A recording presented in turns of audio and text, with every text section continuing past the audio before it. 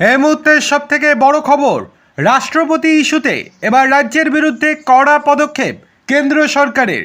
কি পদক্ষেপ নিল কেন্দ্র, চলুন বিস্তারিত দেখে নেওয়া যাক। তার আগে আপনাদেরকে অনুরোধ, ভিডিওটি ভালো লেগে থাকলে লাইক, কমেন্ট, শেয়ার এবং সাবস্ক্রাইব করতে একদম ভুলবেন না।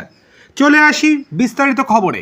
রাষ্ট্রপতি দ্রৌপদী মুর্মুকে কেন্দ্র করে ঘটে যাওয়া সাম্প্রতিক অপমানজনক ঘটনার জেরে নজিরবিহীন প্রশাসনিক তৎপরতা শুরু হলো জাতীয় স্তরে। এই ঘটনায় গভীর উদ্বেগ প্রকাশ করে সরাসরি রাজ্যের মুখ্য সচিবের কাছে জবাব চাইল কেন্দ্রীয় স্বরাষ্ট্র মন্ত্রক। কেন্দ্রীয় স্বরাষ্ট্র সচিব গোবিন্দ মোহন চিঠি লিখে কড়া বার্তা পাঠিয়েছেন রাজ্যের মুখ্য সচিব নন্দিনী চক্রবর্তীকে। সূত্রের খবর, চিঠিতে অত্যন্ত কঠোর অবস্থান নিয়েছে কেন্দ্র। আজ অর্থাৎ রবিবার বিকেল 5টার মধ্যে ওই ঘটনার বিস্তারিত তথ্য এবং রাজ্য সরকারের পক্ষ থেকে কী ব্যবস্থা নেওয়া হয়েছে তার পূর্ণাঙ্গ রিপোর্ট দিল্লির নর্থ ব্লকে জমা দেওয়ার কড়া নির্দেশ দেওয়া হয়েছে।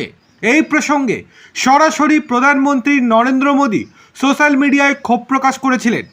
বাংলায় পোস্ট করে মোদী লিখেছিলেন, এটি লজ্জাজনক এবং অভূতপূর্ব।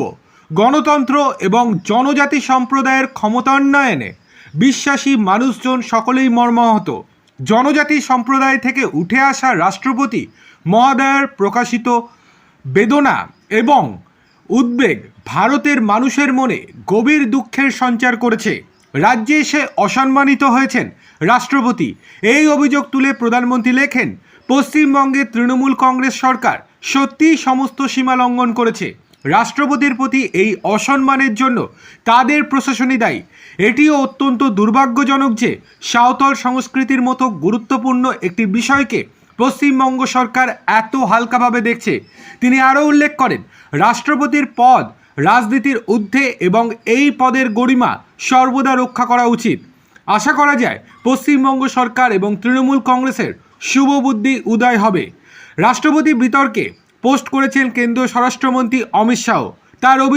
তিনি অভিযোগ করেছেন, রাষ্ট্রপতির সঙ্গে আচরণের প্রোটোকল মানা হয়নি।